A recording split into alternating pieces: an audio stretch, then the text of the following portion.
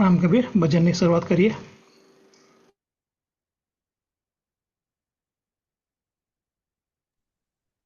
રામકબીર બેન શરૂઆત કરજો. ઓકે, સૌને રામ કબીર. ઓમ કબીરાય નમઃ. ઓમ કબીરાય નમઃ. ઓમ કબીરાય નમઃ. સતગુરુ સહાય કરો એક વાર રે મારો તો મૂર્ખનો અવતાર રે પથ્થર કરતા કઠણ હૈયું છે મારું રે તેમાં તો નામ ન બેદે તમારું રે સતગુરુની વાત છે વાકી રે સતગુરુએ પથ્થર કાઢ્યા ટાંકી રે ટાંકીને માર્ગ મુકતા કીધા રે સતગુરુએ મંત્ર વિચલ દીધા રે જે કોઈ સંતને આસન આપે રે તેને વાલો પોતાનો કરીને સાપે રે જે કોઈ સંતને દાઈને બેટે રે તેને વાલો જન્મ મરણ દુઃખ મીટે રે જે કોઈ સંતને ચરણે નમસે રે તે તો મારા ગોવિંદ ગુરુજીને ગમશે રે. આત્મ જ્ઞાન વિનાગર સોનો રે સગપણ શોધી કાઢો કાંઈ જોનો રે જીવ તો જોતો નથી કાંઈ જાગી રે મુવા પછી મુક્તિ તે સાની માગે રે વિશે દાસ હરિની વાણી રે તે તો તમે હૃદય મારા ખોને આણી રે સતગુરુ સહાય કરો એક વાર રે. સૌને રામ કબીર.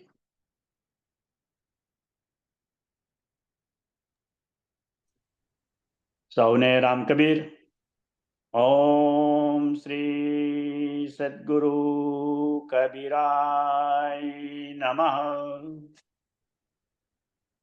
આપ સૌ ભક્તજનોમાં વસેલ કબીરના રામ, આત્મા રામને સપ્રેમે વંદન.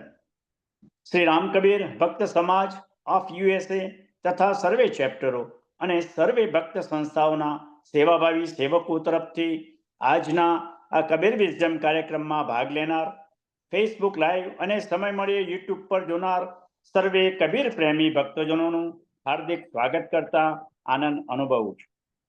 કાર્યક્રમની શરૂઆતનું આ સદગુરુ કબીરજીનું સુંદર ભજન પેરિટન ટેક્સાસથી શ્રીમતી દુધીબેને સંભળાવ્યું.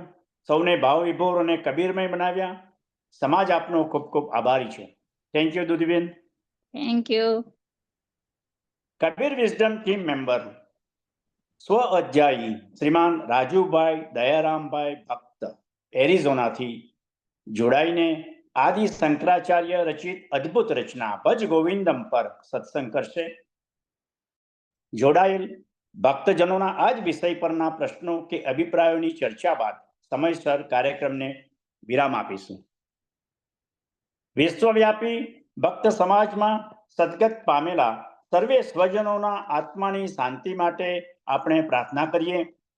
જીવન મૃત્યુના આ ઘટનાક્રમમાં આપણા સ્વજનોના મૃત્યુનો ખાલીપો દૂર કરવા તેમના પરિવારજનોને શક્તિ મળે, સદગતની આગળની યાત્રા સરળ અને સુખદ રહે તેવી સદગુરુને પ્રાર્થના.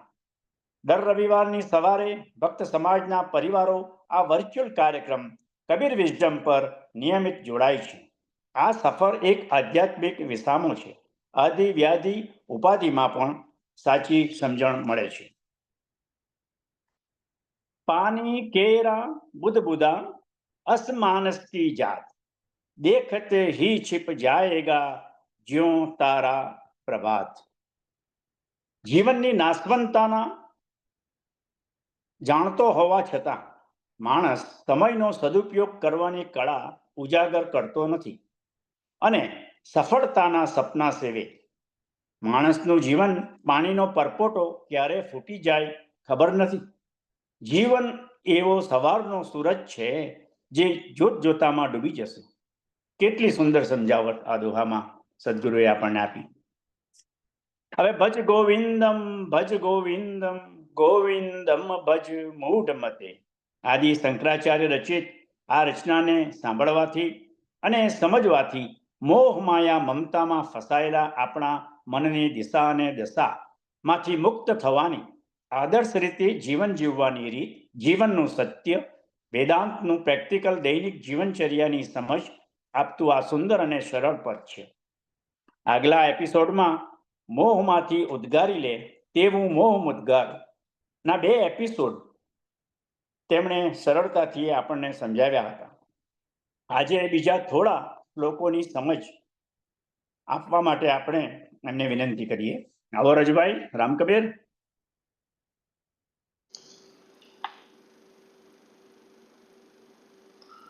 અનમ્યુટ કરજો રાજુ કાકા.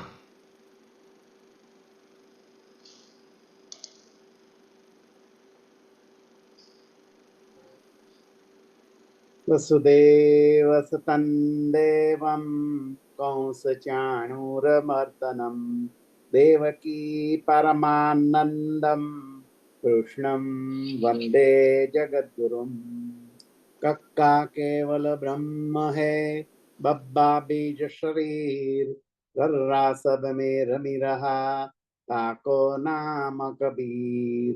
शंकरं शंकराचार्यं केशवं बादरायणं सूत्रभाष्य कृतं वन्दे भगवन्तो पुनः पुनः. मोहमुद्गरम सूत्र भज गोविंदम चरपट पंजरिका स्त्रोत्रम એના ઉપર બોલવા માટે શરૂઆત કરતા પહેલા આપ સૌ જે આ સત્સંગ કરતા પહેલા અને સાંભળવામાં જે માટે ઉદ્યુક્ત થયેલા પ્રત્યેક મુમુક્ષુ જીવોને હું તેની અંદર વિરાજમાન તત્પુરુષને નમસ્કાર કરું છું.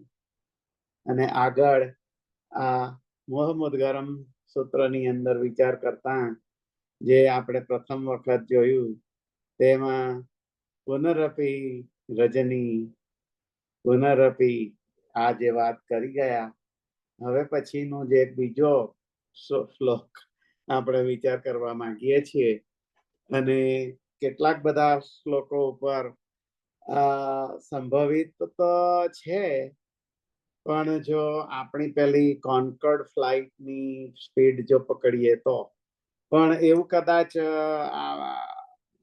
વૃદ્ધ માણસ માટે શક્ય નથી, એટલે આપણી જે સ્પીડ છે તે પ્રમાણે જો જઈએ તો શક્ય એટલો આપણે પ્રયત્ન કરીશું. તો આપણે બીજો જે શ્લોક છે તેનું પહેલા થોડું પારાયણ કરીએ અને આગળ વધીશું.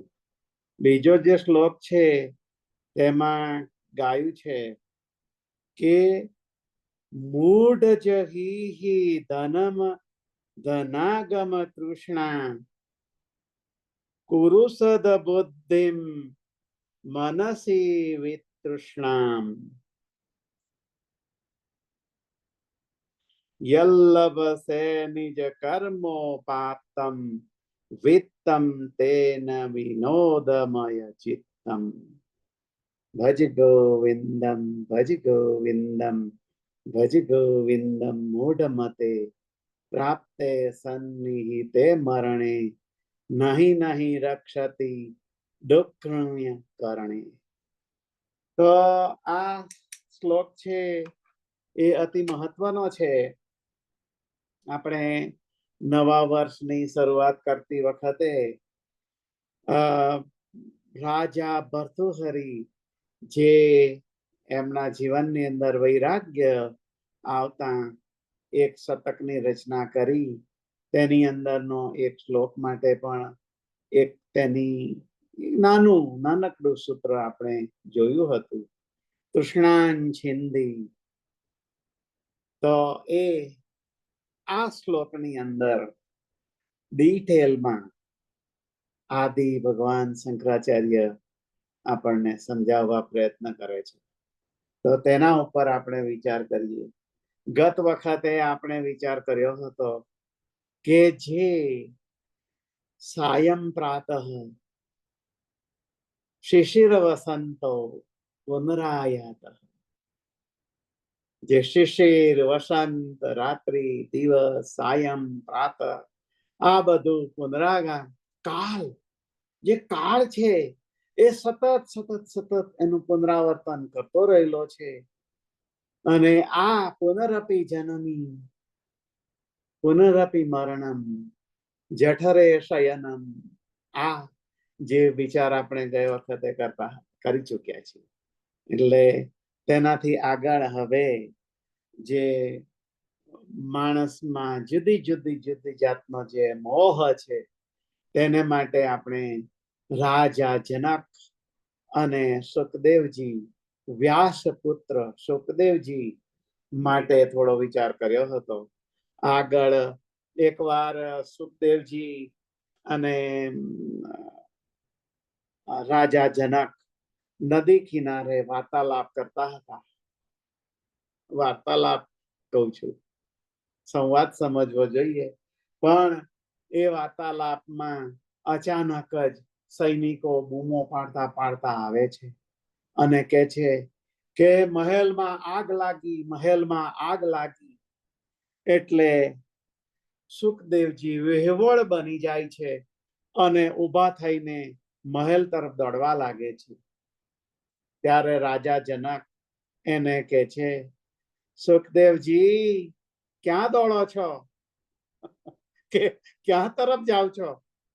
તો સુખદેવજી કહે છે કે પણ આ મહેલમાં આગ લાગી છે અને ત્યાં મારા કક્ષ તમે જે મને આપે છે રહેવા માટે, રાજા તો દરેકને કક્ષ આપે, રૂમ કક્ષ એટલે, તો તેની અંદર મારી લંગોટી અને કમંડળ ભૂલી ગયો છું, અને એ લંગોટી અને કમંડળ આગમાં ભસ્મીભૂત થઈ જશે તો, એટલે હું એ લેવા માટે દોડું છું.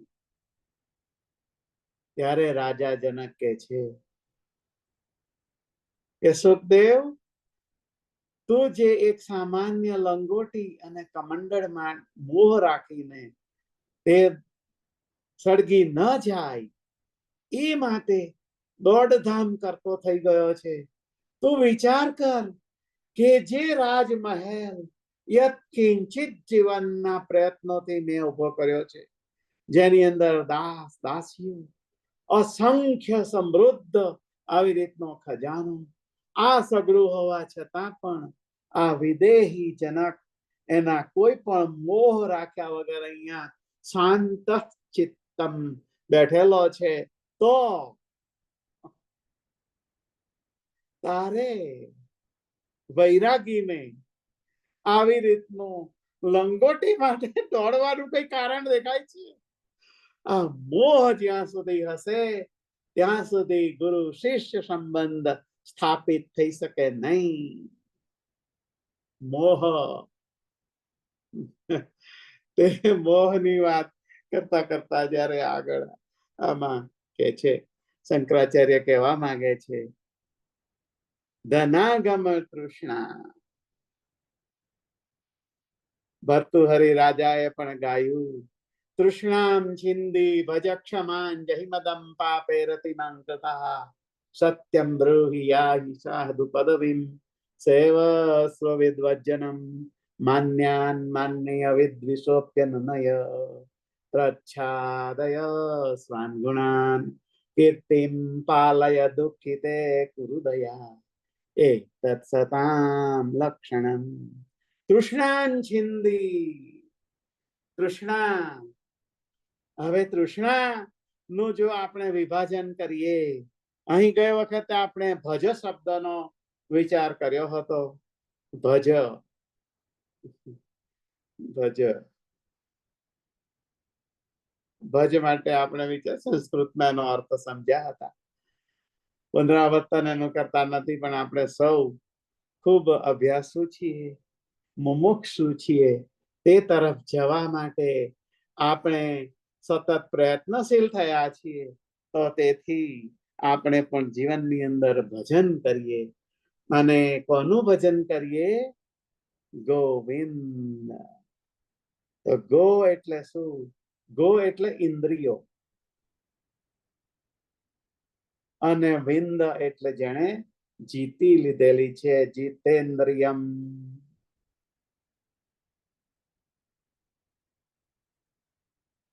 જેણે ઇન્દ્રિયો જીતીને, જે આપણે કહીએ છીએ 5 કર્મેન્દ્રિય 5 જ્ઞાનેન્દ્રિય, એ 10 ઇન્દ્રિયોને જીતીને જે 11માં મન સુધી પહોંચ્યો છે તેની વાત કરવામાં આવે. જીતેન્દ્રિયમ, આ ગોવિંદ જે છે તેને બીજા અર્થમાં આમ પણ કહી શકાય કે જે ગોવિંદ, જે ગુરુ છે, જે ગોવિંદ જગત ગુરુ કૃષ્ણ છે. તો આ ગોવિંદની વાત કરવામાં, તેનું તું સાનિધ્ય સેવ, તેનું તું ભજન કર, તેની તું સેવા કર. ભજ એટલે સેવા કરવી, સેવ્યને. અને ગુરુ આ ગોવિંદ તે જે માગે તે પહેલા તેને આપવા માટે આપણે ઉભા થવું. તસ્માત ઉત્તિષ્ઠ કૌંતેય યુદ્ધાય કૃત નિશ્ચય. ભગવદ ગીતાની અંદર આપણે કહ્યું, તું તારા હૃદયની દૌર્બલ્યતા છોડી દે. તો દીનહીન લાચાર થૂક ચાટવા માટે જન્મ્યો નથી. તારામાં કઈક ખુમારી છે. તું ધરતીનું ઉત્કૃષ્ટ પ્રાણી છે. તો તું ઉભો થા. તસ્માત ઉત્તિષ્ઠ કૌંતેય યુદ્ધાય કૃત નિશ્ચય. યુદ્ધ એટલે અહીંયા ત્યાં અર્જુન માટે પેલા ધનુષ્યને બાણ હતા, પણ આપણે માટે જે જીવનની અંદર જે દ્વંદ્વો છે, દ્વંદ્વ, દ્વંદ્વ એટલે આ સારું કે પેલું સારું, આ ખરાબ કે પેલું ખરાબ, આમાંથી હું શું લઉં? કાળો રંગ લઉં કે સફેદ? તમણા છે. તો આ જે યુદ્ધ છે તે આ બધા, આ વિચાર સારો કે પેલો વિચાર સારો, શંકરાચાર્ય સારો કે ઈમકણો ગુરુ સારો, ટીમકણો ગુરુ સારો, વિટંબણા છે ભાઈ. આ બધા યુદ્ધ જે ચાલતા રહેલા છે. એકવાર પેલા એકનાથ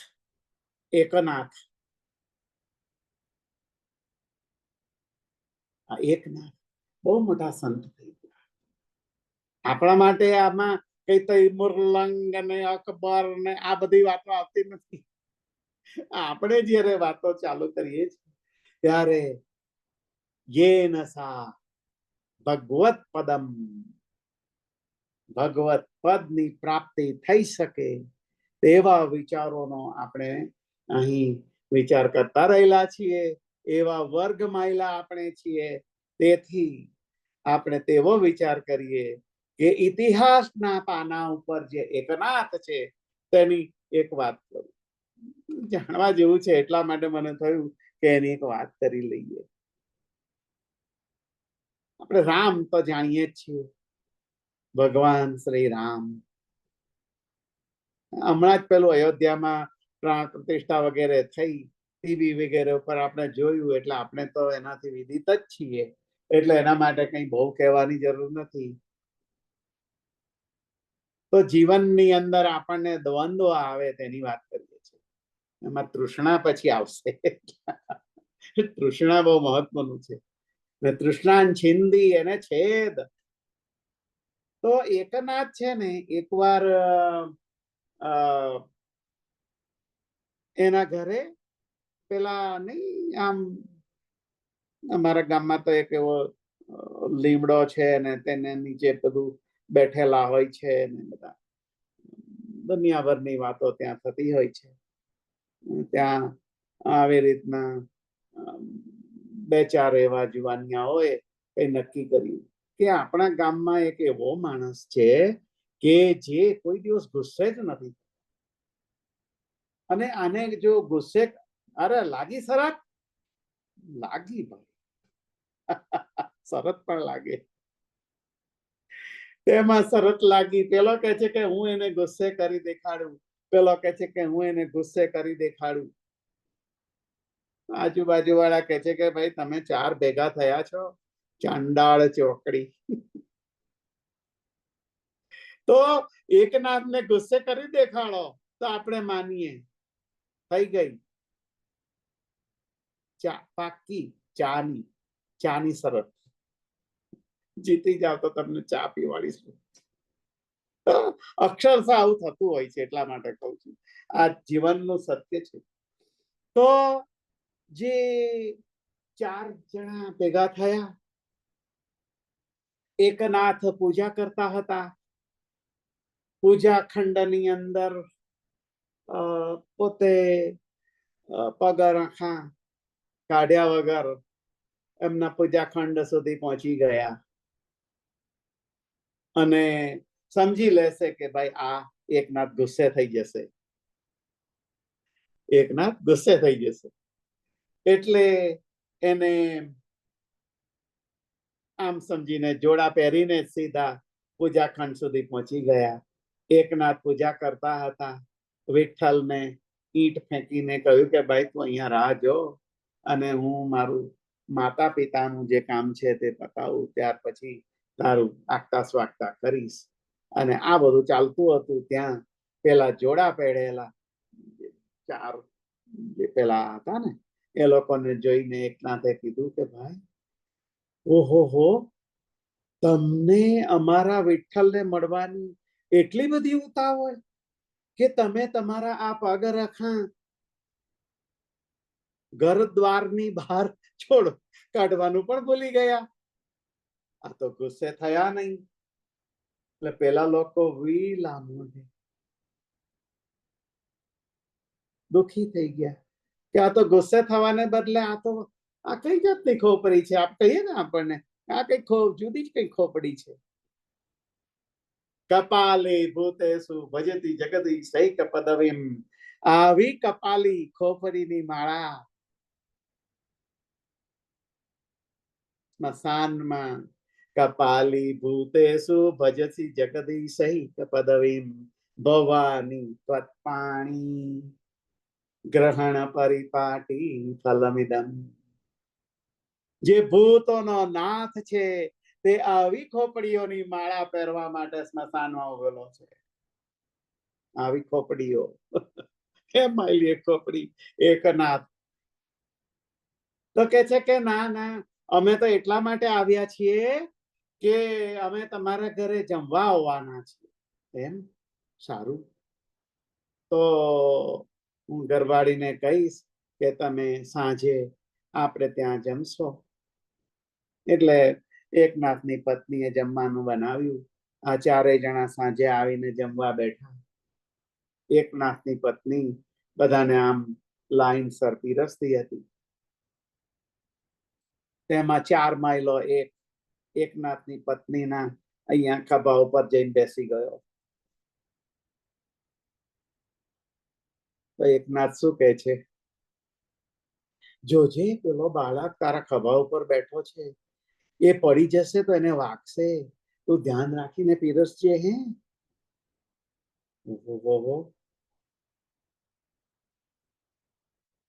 એક ઠેકાણે પેલો રાવણ પોતાની પત્ની સીતાને લંકામાં ઉપાડી ગયો અને લંકાની ઈંટે ઈંટ વગાડી, ગજવી કાઢી. અને આ બીજી બાજુ એકનાથ. આ તો આપણે પેલા દ્વંદ્વની વાત કરીએ છીએ. આપણા જીવનમાં દ્વંદ્વ આવે ને, યુદ્ધ. તો આ દ્વંદ્વ વિશે અને તેની પછી હવે આપણે તે વખતે રામને આદર્શ સમજવા, પત્નીને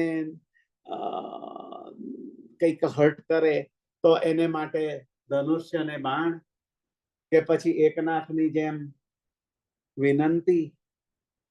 અમે બેમાંથી કોને તમારે રસ્તે ચાલવું? દ્વંદ્વ. તસ્માત ઉત્તિષ્ઠ કૌંતેય યુદ્ધાય કૃતનિશ્ચય. ત્યારે આપણે જે પેલા સમજાઈ જાય છે એટલે આગળ વધીએ છીએ. તો આ જે તૃષ્ણા છે, આ તૃષ્ણા વિશે એનું આપણે કેમિસ્ટ્રી, રસાયણ જોઈએ. તો તૃષ્ણા શું છે કે માણસમાં જે લોભ છે, પ્રાપ્ત કરવાની તીવ્ર ઈચ્છા.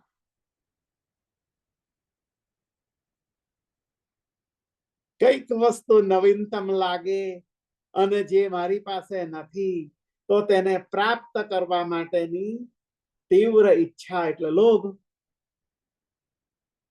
ડિઝાયર. અને તેને માટે એન કેન પ્રકારેણ ઇકડમબાજી ટીકડમબાજી ગમે તે લગાવવી પડે તો લગાવવું. ખરું ખોટું, સાચું જૂઠું, જે કરવું પડે તે, ગળું કાપવું હોય તો કાપવું. આ કંઈ પણ કર્યા પછી જો મને તે પ્રાપ્ત થતું હોય એટલે ગ્રીડ.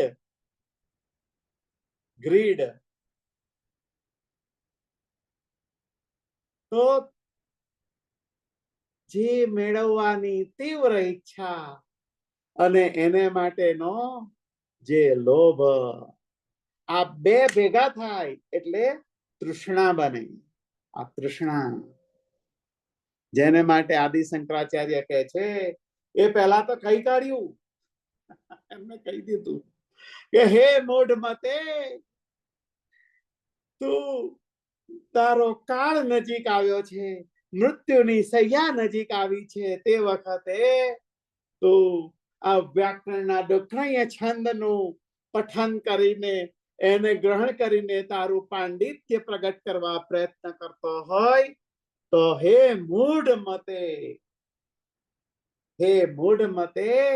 તું આગળ જઈ શકવાનો નથી. તેથી તું ભજ ગોવિંદમ મૂઢ મતે પ્રાપ્તે સન્નિહિતે મરણે નહીં રક્ષતિ દુઃખ કરણે. સમજાય છે ને? આ મૂઢ મતે શંકરાચાર્ય કહી દીધું. ત્યાર પછી એની ક્વોલિટી હવે કે છે કે ભાઈ હું મૂઢમતી વાળો ક્યારે છું, કઈ જગ્યાએ છું? તૃષ્ણા. તેથી એમણે એના લક્ષણો કહેવા લાગ્યા કે ભાઈ આ જે તૃષ્ણા છે, આ તૃષ્ણામાં એમણે કીધું શેની તૃષ્ણા છે? જીવનમાં અનેક પ્રકારની તૃષ્ણાઓ છે, તેમાંની આપણે 3-4 તૃષ્ણાઓનું થોડું એટલા ભાઈ આ શું છે, અઘરું તો નથી. અઘરું કઈ ને કઈ મારે બેવડાવવાનું કારણ નથી. અહીં આ વાસ્તવિક છે અને અક્ષરશઃ તેમ બનતું રહેલું હોવાથી આપણા જીવનના વ્યવહારિક ક્ષણ દર ક્ષણે આ થતું રહેલું હોય, તેથી આપણે આના ઉપર વિચાર કરીએ છીએ. ભાઈ આમ કઈ ગપગોળા ગપસપ કરતા નથી. વિગતવાર એટલા માટે આપણે વિગતવાર કરતા હું કહું છું કે થોડું સંક્ષિપ્તમાં જે તૃષ્ણા છે, જુદા જુદા પ્રકારની જે તૃષ્ણા છે તેના ઉપર આપણે વિચાર કરી લઈએ. તો માણસને પહેલી જે તૃષ્ણા છે તે ધનેષણા, ધન પ્રાપ્તિની તૃષ્ણા. તો આપણને એમ થાય કે ભાઈ ધન પ્રાપ્તિની તૃષ્ણા એ મને મારા જીવનના વિકાસમાં કેવી રીતે બાધારૂપ બની શકતી હોય?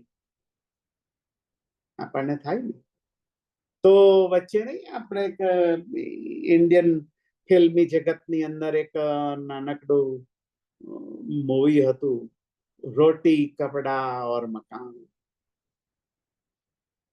તો આપણે એના ઉપર વિચાર કરીએ કે ભાઈ આ ધનની તૃષ્ણા હોવી તો એ કયા લેવલ સુધી તૃષ્ણા છે, અને ત્યાર પછી એટલે આપણે આમ ચાલતા જ્યારે જઈએ, 1લું ધોરણ, 2જું ધોરણ, 4થું ધોરણ, 10મું ધોરણ, 12મું ધોરણ, વર્ગ, ક્લાસીસ, ગ્રેડ, 12th ગ્રેડ, ત્યાર પછી કોલેજ, ફર્સ્ટ યર, બધું મને બહુ એની ટર્મિનોલોજી ખબર નથી, સિનિયર, જુનિયર, આવું બધું કંઈક અહીંયા હોય છે. તો અને લાસ્ટ યર ફાઇનલ. અમારે તો ફાઇનલ હતું ભાઈ, લાસ્ટ સેમેસ્ટર આવી રીતનું આવતું. એમાં તમે કઈ ફાઇનલ એક્ઝામ હોય ને આ બધું, એમાં જો તમે ઉત્તીર્ણ થાવ તો તમને પદવીદાન સમારોહમાં એનાયત કરવામાં આવતી. આવી રીતના અહીંયા પણ છે, ચાન્સેલરો વગેરે કરતા હોય છે. પણ અર્થાત એ જવા દો, આપણે જે વાતો કરીએ છીએ ધનેષણા, ધનની તૃષ્ણા, તો એ કયા લેવલ સુધી આપણે ચાલે, ડાયલ્યુટ છે, ત્યાર પછી ધીમે ધીમે એની સાંદ્રતા, કોન્સન્ટ્રેશન વધતું જાય. તેનો આપણે અહીંયા આપણે જો થોડો વિચાર કરીએ તો આપણને ખ્યાલ આવે કે ભાઈ હું મારા જીવનની અંદર, આપણે પ્રત્યેકે, હું એનાથી બાકાત નથી. હું કઉ છું એટલે કઈ હું મોટો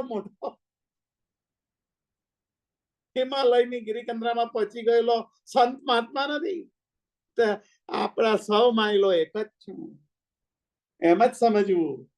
પણ આ ધનની તૃષ્ણા, વિત્તેષણા, વિત્ત પ્રાપ્તિની તૃષ્ણા, એ તૃષ્ણા ક્યારે બને?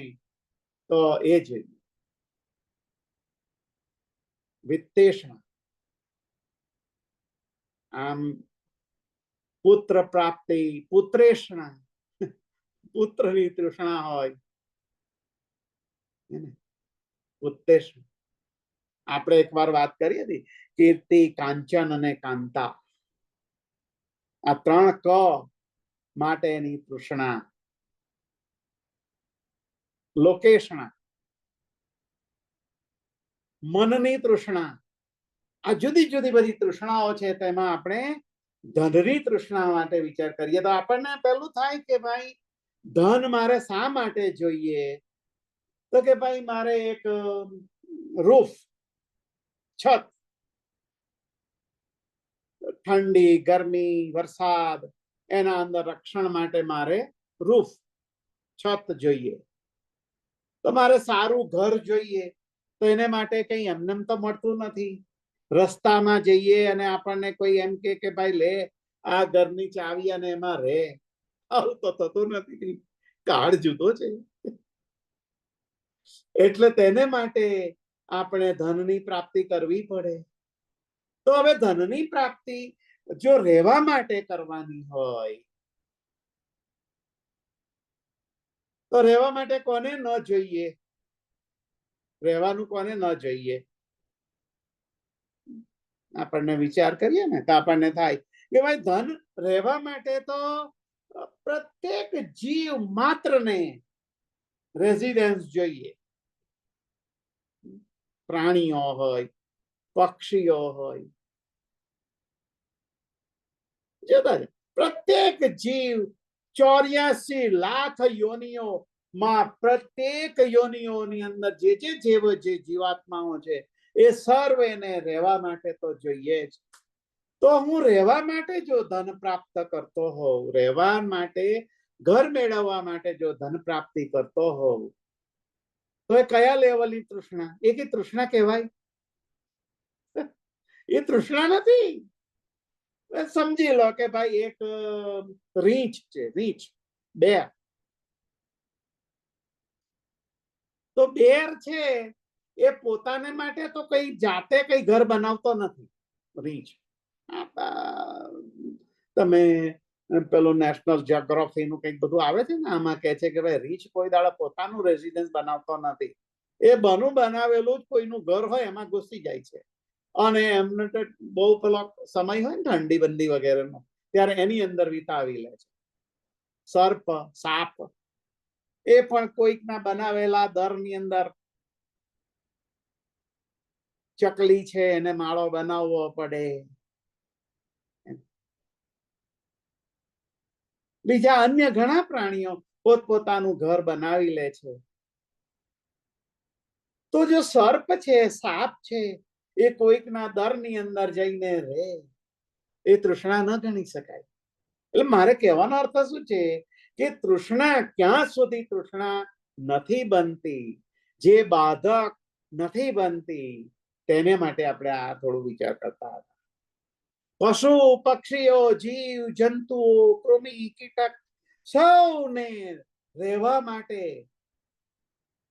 જે કઈ કર્મ કરવા પડતા હોય, ધન પ્રાપ્તિ માણસ માટે છે. કારણ કે આ કરન્સી કે કૂતરાને ખબર છે, ડોલરની 100 ની નોટ પડી હોય, $100 રસ્તામાં, અને કૂતરું ચાલતું ચાલતું આમ આમ કરતું જતું હોય, એને કઈ 100 ની નોટ દેખાય અને એને કઈ લાલાહિત થતું નથી. એ કૂતરું, એ કોઈ જાતનો લોભ નથી કે કૂતરું એ સફ હાથ લઈને પકડીને મોઢામાં લઈ લીધું અને કહે છે કે કઈક ગજવું શોધે છે અને ક્યાંક રાખે, અને પછી એને વિચાર આવે કે ભાઈ ચાલ, જયારે કોક વાર મારે ભૂખ લાગશે અને કઈ ખાવાનું ન હોય ત્યારે હું ડેનિસ બિનિસ રેસ્ટોરન્ટ, મેકડોનાલ્ડ ને બધું, પેલા ટાકો બેલ કે જે કઈ હોય એમાં જઈને ખાઈ આવીશ. આવું કઈ કૂતરું કરે છે? કૂતરું કરતું નથી. બળદ, પક્ષી, ગીંદ, ચકલીઓ, કરન્સી ફક્ત મનુષ્ય જાત માટે છે. એટલા માટે અહીંયા થોડું આપણે આપણા માટે કોન્સન્ટ્રેશન કરીએ કે આ જે ધન પ્રાપ્તિ ફક્ત પોતાના રહેવા. અહીંયા અમેરિકામાં તો બહુ સ્માર્ટ લોકો છે. એ લોકો કહે છે કે ભાઈ તમારું પ્રાઇમરી રેઝિડન્સ હોય ને, તમારું મુખ્ય રહેઠાણ, તો એને માટે એ લોકો કંઈક અમુક ટેક્સમાં ક્રેડિટ આપે, આ બધું કરતા હોય છે. અને જે સેકન્ડરી હોમ, આ તો મારું એમ કે છે કે ભાઈ પેલું વેકેશન હોમ એ છે ને કે ભાઈ હું જયારે થાકી જાઉં છું બધું કામ કર્યા પછી, તો વેકેશન હોમ મારે જોઈએ. વાહ ભાઈ. તો આ શું છે કે આપણે સામાન્ય રીતે આપણે જે રહેવાનું માટે ધન પ્રાપ્તિ કરવી, એ તૃષ્ણામાં આવતું નથી, જે પ્રત્યેક જીવ માટે માટે જે જરૂરિયાત છે જમવાનું, રોટી, તો કોણ એવો જીવ છે આ જગતની અંદર કે જેને જમવાનું ન જોઈએ, ખાવાનું ન જોઈએ, ખાધા પીધા વગર રહી શકે? પ્રત્યેક જીવને ખાવાનું જોઈએ, અને જો તે ખાવા માટે વિત્તોપાર્જન કરતો હોય, ધનપાર્જન કરતો હોય, એ ત્યાં સુધી એ તૃષ્ણા બનતી નથી. રોટી, કપડા, મકાન તો આપણે જોઈ લીધું. સામાન્ય રીતે મનુષ્ય એક પ્રગત જીવ છે, ખૂબ સિવિલાઇઝ્ડ પર્સન છે, અને આ સિવિલાઇઝેશન ને લીધે એ પોતાનું અંગ ઢાંકતો રહેલો છે. તેથી તેને અંગ, વસ્ત્ર વગેરે જોઈએ તો આ કપડા, સામાન્યતઃ આ જે કપડા પહેરવા માટે સિવિલાઇઝેશન ની અંદર સિવિલાઇઝ્ડ રહેવા માટે આ કપડા જે આપણે સમજીએ છીએ કે ભાઈ ઠંડી ગરમી વગેરેમાં પણ આપણને રક્ષણ આપે, અને જાત જાતનું લોજિક હોય છે. એ બધા લોજિકો આપણે વાત કરીએ છીએ સમજી જાય છે, એટલે આપણે એમાં બહુ ઊંડા ઉતરતા નથી. પણ આપણે એટલું સમજીએ કે માત્ર સામાન્યતઃ આપણે આ કપડા પ્રાપ્તિ માટે જો ધનોપાર્જન કરીએ ત્યાં સુધી તૃષ્ણા બનતી નથી. તો પછી એમ કે છે કે ભાઈ મારે તો આ શું છે કે ફલાણા સ્ટાર લોકો છે ને, સ્ટાર લોકો, તે લોકોને તો જુહુ અને ચર્ચ ગેટ ની અંદર બહુ મોટા મોટા મકાનો, બંગલા હોય છે, બંગલા. મારે આવવો જોઈએ બંગલો. અને હું બારીમાંથી જ્યારે ડોકી કરું, મારા સ્વસ્વયં ખંડની અંદરથી બારીમાંથી જ્યારે ડોક્યું કરું તો સામે સુંદર દૃશ્ય હોવું જોઈએ.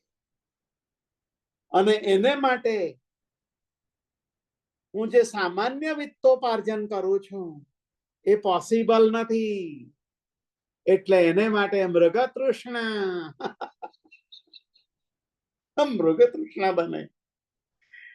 બોલો, હરણો કેમ દોડતું હોય, ખૂબ દોડતું હોય, મૃગની જેમ દોડે, અને તેમ જો તૃષ્ણા બને તો તે તૃષ્ણા. અહીં શંકરાચાર્ય કહે છે આવી તૃષ્ણા જ્યારે માણસની થઈ જાય છે ત્યારે તેને મૂઢમતી વાળો ગણવામાં આવે છે. વિત્તેષણા, મારે આજ ફેશનના કપડા જોઈએ, સર્વશ્રેષ્ઠ કપડા જોઈએ,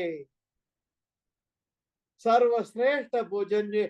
ભોજનમાં તો શું છે કે ભાઈ આ તો બધું શું છે કે પેલા અમારા સામાન્ય વર્કરો ખાતા હોય છે, અને એવું હું ખાઉં, હું એવું ખાઉં? મારે તો જમવામાં માલપુડા, ગુલાબ જાંબુ, શ્રીખંડ પુરી, બાસુંદી,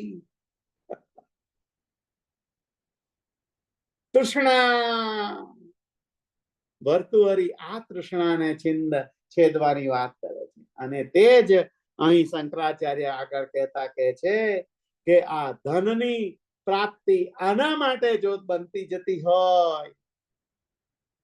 મને એક બાવાજી, અમે વર્ષો પહેલાની વાત છે, હમણાંની નથી, બહુ વર્ષો પહેલા ભારત દેશમાં હું હતો ત્યારની વાત છે.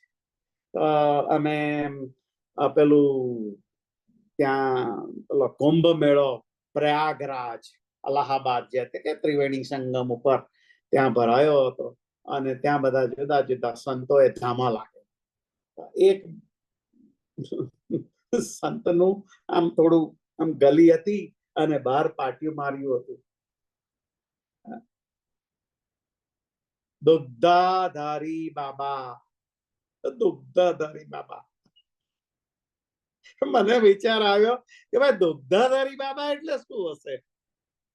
દૂધ આપણે સમજાય છે કે ભાઈ દૂધ ફક્ત દૂધને જ જે ફક્ત સેવન કરે એ સિવાય એને કઈ ના ખપે. તો આમાં અમે તો ખાલી આમ બસ સમજતું એમ કુંભ મેળામાં શું હોય છે કુતૂહલો સાથ જતા ત્યાં જોયું અને આમ એની એક ચેનલ બધા વાંસનું બનાવીને આમ અંદર જવાનું બનાવ્યું હતું. ત્યાં અંદર ગયા તો જોયું બાબા બેઠેલા હતા, 400-500 પાઉન્ડ વજન વાળા, માંડ માંડ હલી શકે એવા. અને એ કે છે કે આ જે બાબા છે એમણે 14 વર્ષથી અન્નનો દાણો ગ્રહણ કર્યો નથી, ફક્ત દૂધ જ લે છે. તો પછી તેમને માટે થોડો વખત અમે ત્યાં ઉભા રહ્યા, આમ બેઠા, થોડું બેસવાની વ્યવસ્થા પણ હતી, થોડું કઈક ભજન બીજન ગાતા હતા બધા લોકો, આમ સાંભળ્યું. અને પછી જોયું તો એક ભાઈ આવ્યા અને લિટરલી તમે જુઓ 2-2.5 લીટરનું એક આવી ભરણી લઈને આવ્યા અને આ બાબાને આપ્યું કે બાબા આપનો ભોજનનો નાસ્તાનો સમય થઈ ગયો છે.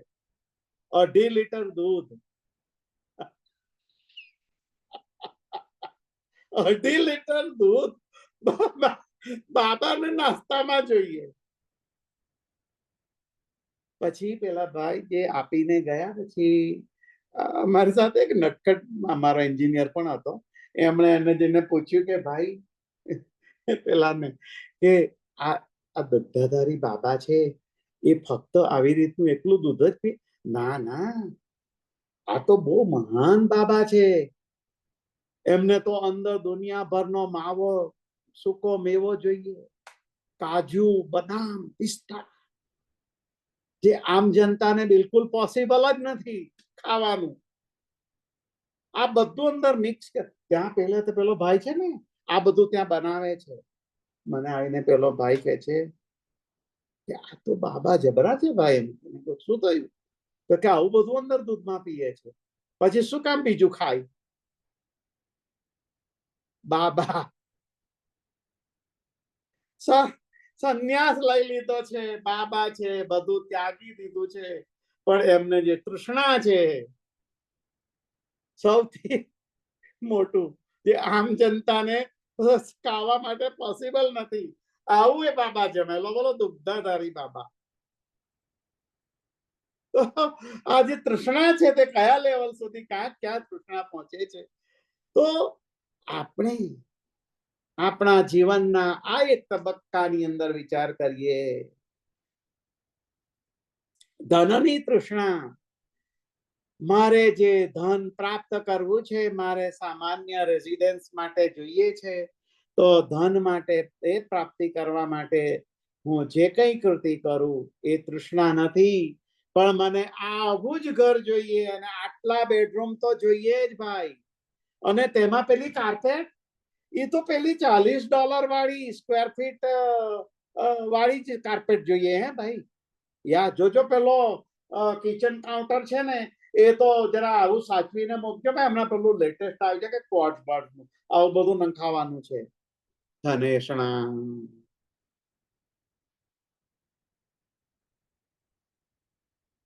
ધનેશણા,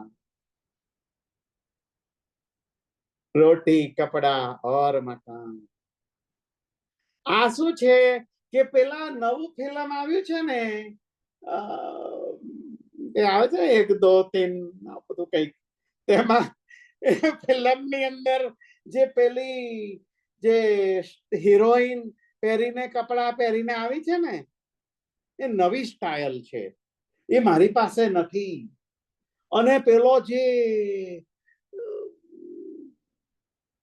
હીરો, એને જે આવી રીતનો સૂટ પહેર્યો હતો ને, મારે મારા દીકરીના લગ્નમાં એવો જ સૂટ જોઈએ. એન કેન પ્રકારેણ મારે એને માટે જે ધન પ્રાપ્તિ કરવા માટે કરવું પડે તે કરું. એકડંબાજી, તિકડંબાજી બધું કરું. કપડા, રોટી કપડા ઓર મકાન. આ જે ધનની તૃષ્ણા છે તે તૃષ્ણા મકાન માટે જ્યાં સુધી લિમિટેડ છે ત્યાં સુધી હોય, જે શંકરાચાર્ય કહેવા માંગે છે અહીં. મૂઢ જહી વિત્તમ તૃષ્ણા, વિત્તોપાર્જન માટેની તૃષ્ણા જે છે તે તૃષ્ણા આપણે એક અહીં જોઈ. હવે આગળની તૃષ્ણા આપણે જુદી અસંખ્ય તૃષ્ણાઓ છે ભાઈ, પણ એમાં મુખ્ય મુખ્ય તૃષ્ણાઓ આપણે જો વિચાર કરીએ, પેલો અંગીરા ઋષિ, તો અંગીરા ઋષિ છે ને આ સૃષ્ટિની અંદર જેટલા જેટલા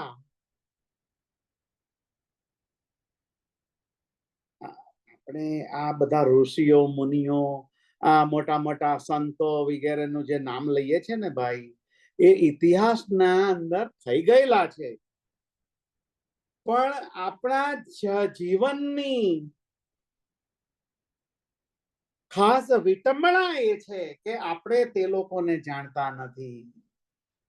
પણ તે લોકોએ આપણા ભવિષ્યમાં આવા આવા માનવો પાકશે અને તે લોકો આવા આવા આવા આવા કર્મ કરીને આવા આવા પાતકોની અંદર ફસાશે. આવી આવી આવી તૃષ્ણાઓ એ લોકોના જીવનમાં આવશે. આ બધું દૃશ્યતે પારંગમ્યતે ઇતિ ઋષિ. ઋષિની વ્યાખ્યા જે છે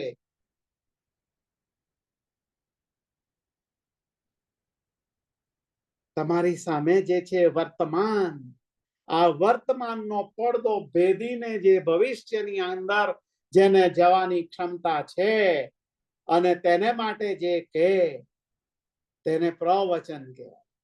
આપણે તો કે જેને તેને પ્રવચન પણ કહી નાખીએ છીએ.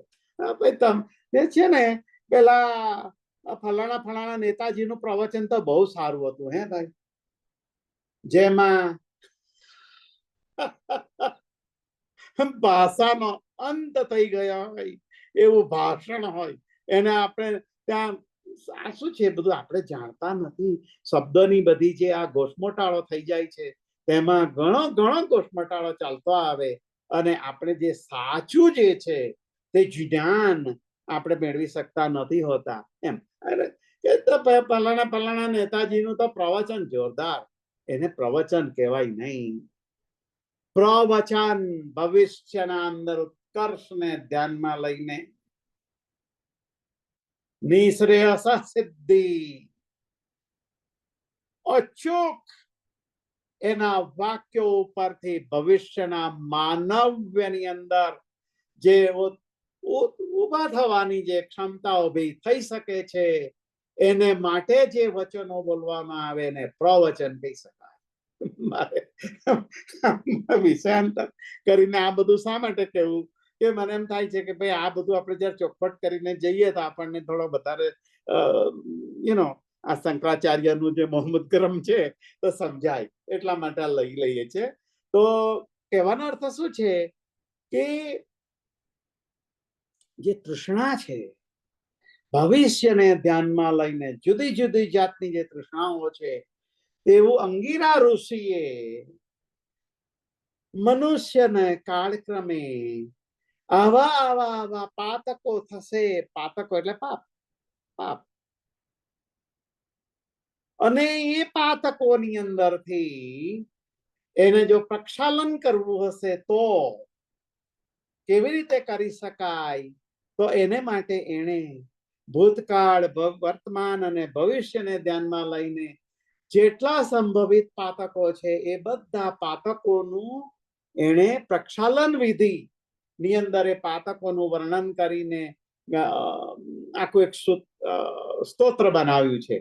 અને કોઈક વાર આપણે એનો વિચાર કરીશું, પણ અત્યારે તે નથી લેતા. પણ કહેવાનો અર્થ શું છે કે એ આ સ્તોત્ર જેમ ભૂત, ભવિષ્ય અને વર્તમાનને ધ્યાનમાં લઈને ગણવામાં આવ્યું તેવી રીતમાં મોહમુગ્ધ ગરમ સ્તોત્ર છે તે આપણી જે ભૂતકાળની તૃષ્ણાઓ, ભવિષ્યની તૃષ્ણાઓ અને વર્તમાનમાં આધુનિક ચાલતી રહેલી જે તૃષ્ણાઓ છે એ સઘળી તૃષ્ણાઓને ધ્યાનમાં લઈને લેવામાં આવ્યું છે. તેથી એ તૃષ્ણાને એ એકાદ બે વખતમાં આપણે વાઇન્ડ અપ કરી લઈએ ને તો ઘણીવાર અન્યાય પણ થાય અને પેલું આપણે નથી કહેતા કે અધૂરું જ્ઞાન ઘણીવાર તમને ગેરમાર્ગે પણ દોરી શકે છે. તો આપણે તેવું કરવું નથી. એટલે આ જે તૃષ્ણા છે તે આજ પૂરતી આપણે ધનની જે તૃષ્ણા છે તેને માટે આજે વિચાર કર્યો. હવે પછી આવતી પુત્રની તૃષ્ણા. આપણને એમ થાય એ પુત્રની તૃષ્ણા તો તત્સમય જયારે મહાભારતનો કાળ હતો ત્યારે પેલા ધૃતરાષ્ટ્ર બિત્રાષ્ટ્રને હતી. હવે આજના કાળમાં હંમેશા કોઈ એવી પુત્રની તૃષ્ણા બિષ્ણા છે નહીં છે. તેથી તેનો વિચાર કરીશું અને ત્યાર પછી અતિ દુષ્કર એવી રીતની અને અચૂક ખૂણે ખાચરે પણ પડેલી જે લોકેશણા પોપ્યુલારિટી એ છે ને કે ભાઈ હું તો ફેસબુક પર જાઉં છું અને મારા તો આટલા ફ્રેન્ડ. એમ? વાહ ભાઈ, મને તો આટલા લોકો ફોલો કરે છે એટલે મહાન. ગબડ્યો લોકેશણા પોપ્યુલારિટી. તો આ બધી જે તૃષ્ણાઓ છે એનું આપણે આગલી વખતે વિચાર કરીશું. અને હાલ આપણે જે વિત્તની જે તૃષ્ણા, ધનની તૃષ્ણા આપણે વિચાર કરીએ, આનું આપણને મનન ચિંતન અને એની સાચી સમજણ પ્રભુ આપે એ માટે પ્રજ્ઞા બુદ્ધિ અને શક્તિ પ્રદાન કરે. સર્વે તો સુખિનઃ સંતુ, સર્વે સંતુ નિરામયાઃ, સર્વે ભદ્રાણિ પશ્યન્તુ મા કશ્ચિત દુઃખ માપ્નુયાત. આમ કવિ રાજભાઈ, વિતેષણા ધન ની તૃષ્ણા, બહુ અદભુત વાત થઈ. હવે પુત્રેષ્ણાનો વારો આવશે આવતા વીકે. બહુ સરસ સત્સંગ ચાલે છે મહામુડગર. હવે જોડાયેલા ભક્તજનોને આજની જ આ તૃષ્ણા સબ્જેક્ટ ધનેષણા છે એના વિશે કોઈ કે તીવ્ર ઈચ્છા જે થાય છે આપણને, ત્યાર પછી તે લોભ સાથે જોઈન થઈ જાય છે. એટલે એની બાબતમાં એ સબ્જેક્ટ પર કોઈ ભાઈ બહેનોને પ્રશ્ન હોય તો આપણે સમય છે તો લઈએ. Please come forward, raise your hand.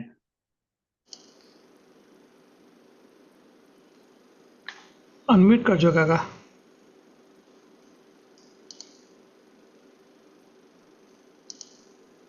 Ram કવિ સૌને ખૂબ આનંદમય વાતાવરણ છે આજનું. અને ભજ ગોવિંદમ આદિ શંકરાચાર્યનું આજે સૂત્ર, આજે આપણે ત્રીજું મને લાગે આપણું આ એપિસોડ છે. ખૂબ સરસ વાત છે. આપણે જીવન જીવવાનું છે અને આપણે જે રીતે આપણે જીવી રહ્યા છીએ, સામાન્ય જીવની વાત કરીએ છીએ, એ જીવને એ જીવન માટે શું શું જરૂરી છે, શું કરવું જોઈએ, આ વાતો આપણે આપણી લેવલે આપણે કોઈ એવી જે રાજુલાલ કહે છે તેમ આટલા મારા અનુયાયીઓ છે એ વાતો આપણે છે ને આપણે પોતે બધા ભેગા થઈને આપણે આપણા જીવનને કેવી રીતે ઉર્ધ્વગામી કરીએ.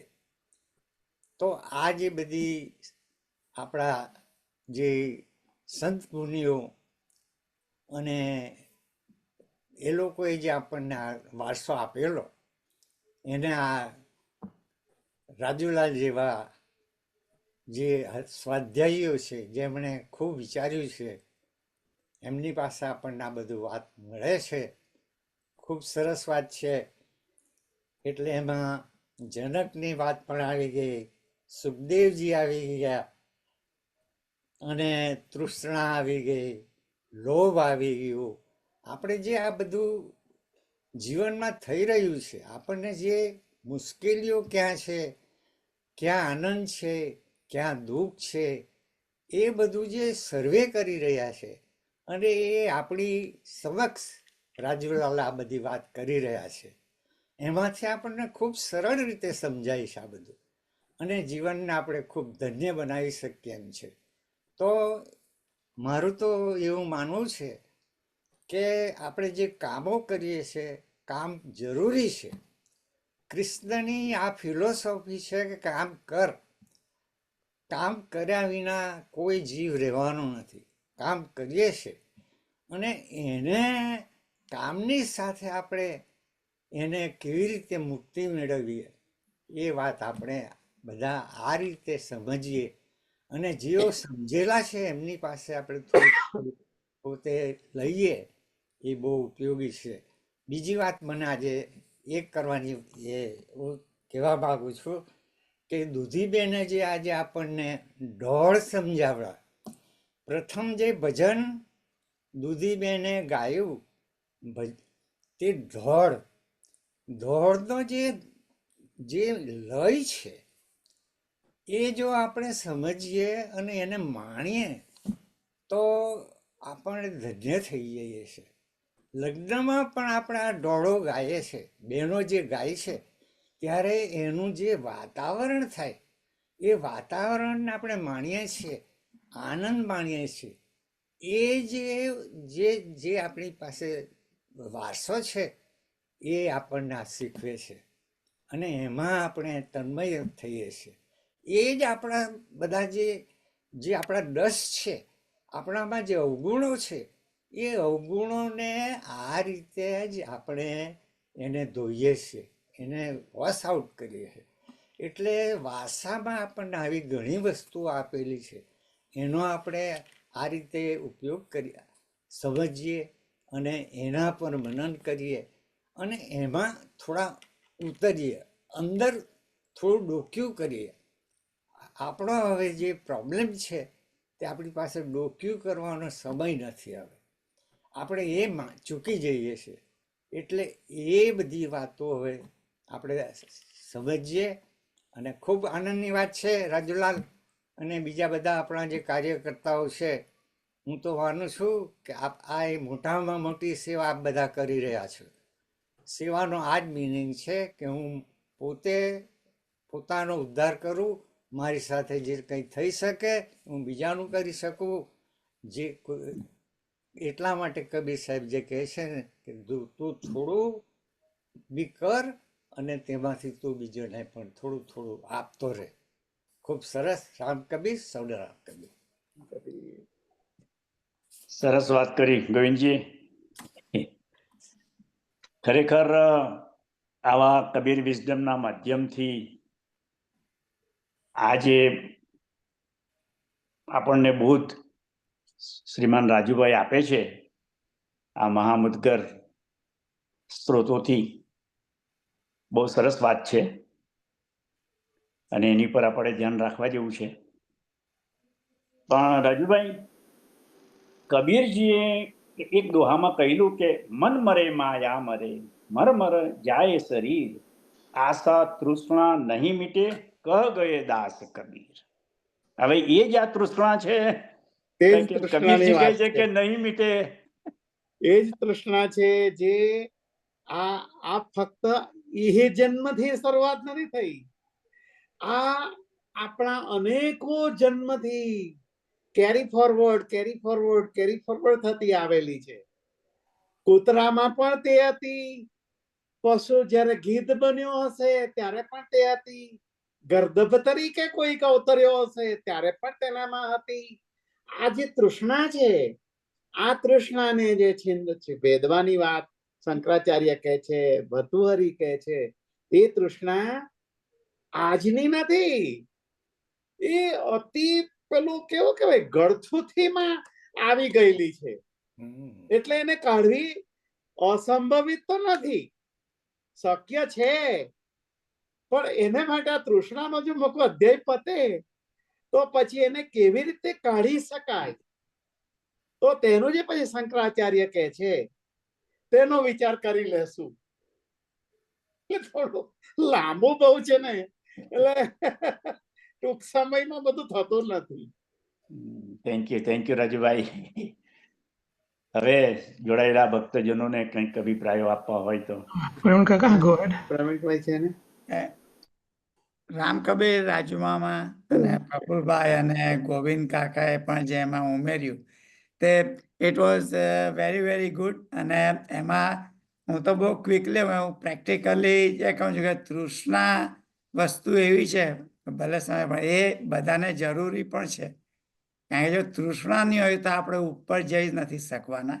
કારણ કે આપણે સંતોષ ગમે ત્યારે માની લઈએ એટલે પછી આપણું જે ઉપર જવાનું જે એ હોય એ બહુ આપણું ઓછું થઈ જાય છે. એટલે તૃષ્ણા ભલે લોભ અને બંનેનો એ જે ફાઇન લાઈન આપણે ડિસાઈડ કરીએ કે લોભ અને તમારી ડિઝાયર એ કઈ રીતે આપણે નક્કી કરવી એ દરેક પોતપોતાની રીતે નક્કી કરે. એટલે જ્યારે પોતે જ ડિસાઈડ કરી શકીએ કે ક્યાં સુધી આ લોભ છે મારો અને ક્યાં સુધી પછી મારે જવાનું છે. કારણ કે ગોલ જો લાઈફમાં આપણે ના હોય નાનલેથી કે ભાઈ હું આટલા પૈસા કમાઈશ કે આટલું કરીશ, તો એ પછી આપણે અધ વચ્ચે મૂકી દઈએ તે પાછું એમ કે આપણા માટે સારું નથી. એટલે આ બધું જે વસ્તુ છે એ બહુ ફાઇન લાઈન પર બધું ટકેલું છે કે દરેક પોતપોતાની ફાઇન લાઈન કઈ રીતે નક્કી કરે. અને જે આપણને રાજુમામાં બધું કહે છે એટલે તે જે ફાઇન લાઈન નક્કી કરવાની છે તેમાં મદદરૂપ થાય છે. કારણ કે પ્રેક્ટિકલી આ બધી વસ્તુની આપણને જરૂર છે જ. એટલે આ તો મારે ખાલી એટલું જ કહેવું હતું કે થેન્ક યુ રાજા. પણ પ્રેક્ટિકલી તે તમે એ કહ્યું કે તે રીતે આપણે જો ચાલે મગજમાં વિચારીને ચાલે તો આપણને પોતે જ ડિસાઈડ કરી શકીએ કે ક્યારે હું તૃષ્ણામાં પહોંચી ગયો ને ક્યાં મારા ગોલ તરફ જઈ રહ્યો છું. Those are the only 2 things મારે ખાલી કહેવાનું હતું. કે ને તમે આજે સમજણ આપો છો વેરી ગુડ. એટલે અમારી બેટરી રિચાર્જ થયા કરે છે. ને thank you very much everybody. Ramkabir. Ramkabir. તૃષ્ણા જ્યાં ક્યારથી શરૂઆત થાય છે એ આપણને ખબર ન પડે. એટલા માટે એ તૃષ્ણા એટલે જે ડિઝાયર એન્ડ ગ્રીડ એ જે વિસંગતિઓ છે એ વિસંગતિઓ જીવનની અંદર ક્યારે કઈ રીતે પેસી જાય છે અને એ પેસ્યા પછી જે પ્રકૃતિના અપરા પ્રકૃતિના જે ભાવો છે એ ભાવો થકી એના ગુણો થકી એને આવાગમનના ફેરામાં આવતા જતા રહેવું પડે છે. તેથી એ બહુ બધું થીન લાઈન તો છે જ, પણ એ તૃષ્ણા સુધી પહોંચવું નહીં તે તેની વસ્તુ છે. એટલે આપણે નક્કી તો એ હોય જ કે ભાઈ મારે સિવિલ એન્જિનિયર થવું હોય તો હું બધા અભ્યાસક્રમો લઈશ અને આ રસ્તે જતો જઈશ તો સિવિલ એન્જિનિયર થઈ જઈશ. તત્પશ્ચાતનું જે છે તે અતિ મહત્વનું છે.